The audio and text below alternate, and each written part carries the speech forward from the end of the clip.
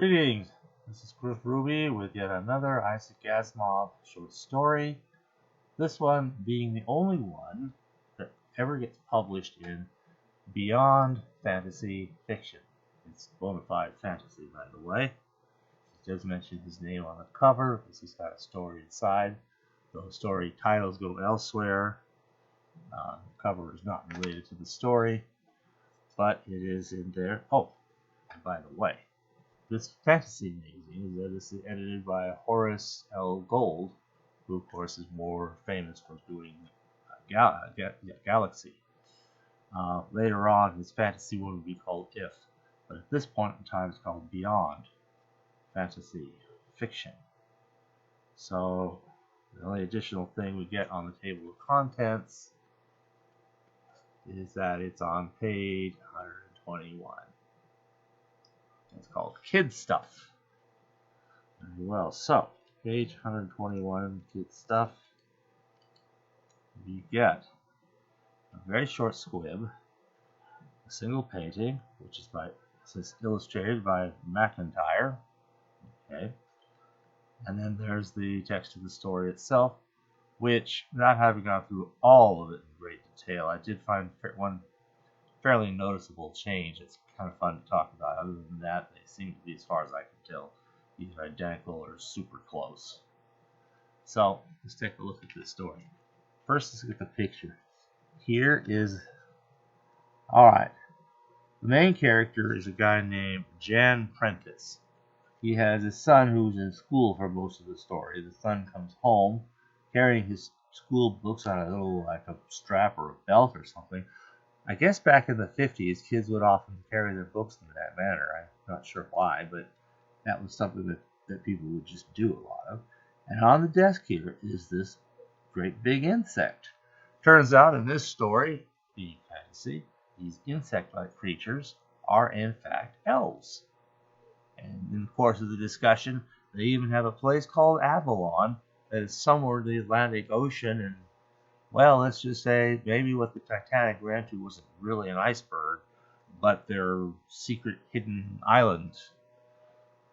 Okay. Anyway, good fantasy. The blurb also says one thing: youngsters are too practical these days. To them, what Prentice believed is just, the title of the thing is, kid stuff.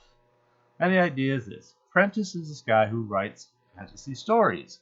Gnomes, elves, witches, goblins, spells, fantasy stuff. Total fantasy stuff. There's no problem with that. That's what he does. He makes his living that way, and apparently a reasonable enough living to even pay the mortgage with it. So, then one day this giant insect, an elf, decides to manifest itself to him and start talking to him. At first he's thinking it's some kind of hallucination or a dream or something, but apparently there really is this creature just quietly sitting on his desk, not all that different from the way it's still sitting there when his son comes in towards the end of the story. So it kind of starts with a cute thing. The first pang of nausea had passed, and Jan Prentice said, "Damn it, you're an insect." It was a statement of fact, not an insult, and the thing that sat on Prentice's desk said, "Of course, you're an insect." Yeah, it is an insect. That's exactly what it is. 6 legs each side, and 2 of them are very small and atrophied, but it has all 6. And even a couple of wings. Some wings hiding underneath a shell, like it's a beetle of some sort. So, anyway. Now, I might as well comment on the one small textual difference. And actually, this is a case where I think he'd put something in here because he's writing for Horace Gold, and sometimes his attempts to write for Horace Gold can almost be stories in themselves, because he was kind of a character to deal with. So, but in Horace Gold's magazine, that doesn't go in there. It came out. But I think he wanted it there, and when it came to the book form that appears in Earth is Room Enough, okay, then it can't really be there. So it gets inserted. And so let's just see what it is. All right. In the original, there's a paragraph here, page 122, so it's just barely in there. And he says, "What are you?" Prentice did not feel completely rational. 5 minutes ago, he had been seated at his typewriter, working leisurely on a fantasy story he hoped would sell. He had been in a perfectly usual frame of mind. He had felt quite fine, quite sane. Because, of course, the elf hadn't yet manifested itself yet. So, let's see here.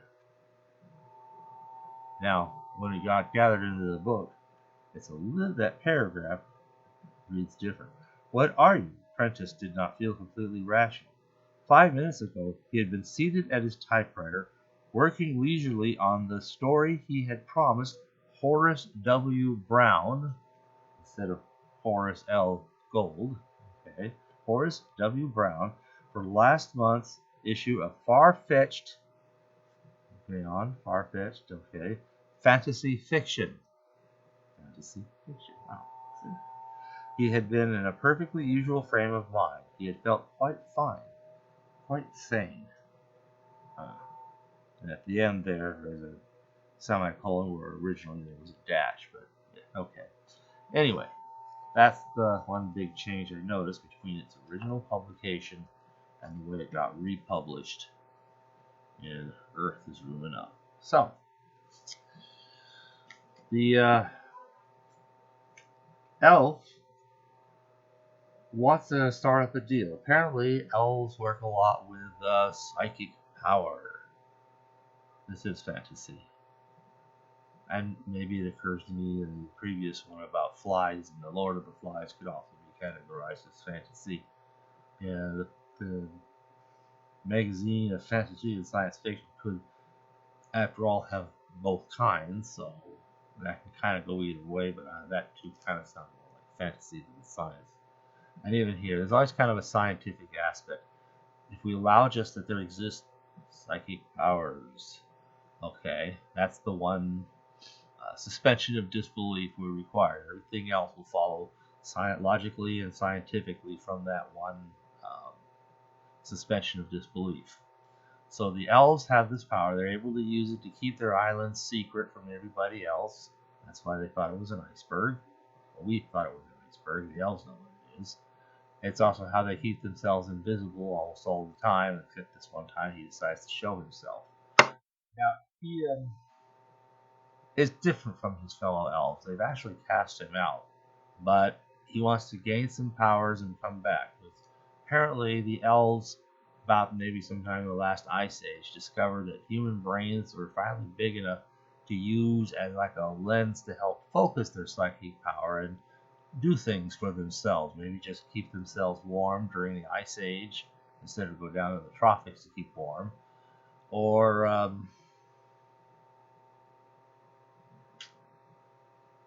let's see, or accomplish anything else that they wish to accomplish. But he's found he can generate electricity. He can light up a light bulb just barely a little bit with his own power in his own brain. But by simply using Prentice's brain in a way that Prentice feels kind of a tickling in his mind, but other than that, it's not a big deal. He can make the light bulb glow brilliantly. He can generate electricity through his psychic power.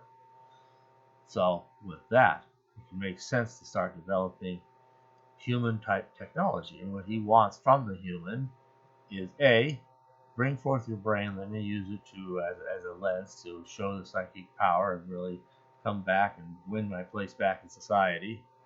And maybe get even with all the other fellow elves that put me out. I don't know what he wants to do there. And but he also wants to really kind of take over the world, and he's kind of like, this is getting kind of malevolent. And well, it's the kid. The big surprise at the end is that you have a stereotype of kids. Oh yeah, fairy stories. Oh, that's kid stuff. It's the title. Only this is the 20th century.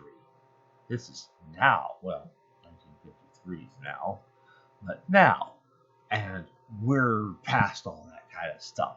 Now, you tell children stories about, ogres and wicked stepmothers and witches and goblins and fairies and elves and even hobbits for all I know. Back in the old days, 100 years, 200 years, when little kids could hear these stories and just gobble them up. The way now they want to hear about Batman and Spider-Man, okay? Which actually still, it's not quite so obviously hokey, but it is hokey. They are hokey too. So anyway, here comes home a very, very modern, secularized kid who isn't interested in all this kind of stuff. To him, it's all just kid stuff. He sees an elf. The elf has this expectation of this larva. Yeah, okay. This larva of Mr. Prentice, but surely, we all know larvas love these kinds of stories. That's what they're mostly written for, even though Prentice maintains that what he's writing is adult fantasy. Think of J.R.R. Tolkien's Lord of the Rings or something, which really is adult fantasy.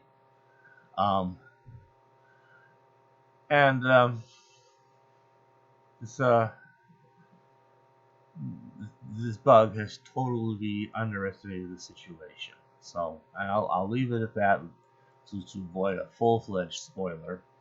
It's a fun little read, and he's coming up in his ability to write credible, enjoyable short stories. He's come a long, long ways from the days of, let's see, what was that one? Magnificent Possession or something like that, where he tried to be funny and it was just almost few things more distasteful than failed humor. But here, there's no great, laugh out loud jokes, but just the whole situation, the irony, and the kind of minor surprise twist at the end is, you can get kind of warm, some soft, gentle humor out of the whole thing, enough that it makes the story enjoyable. I'll leave it at that. So that's all I have to say on that.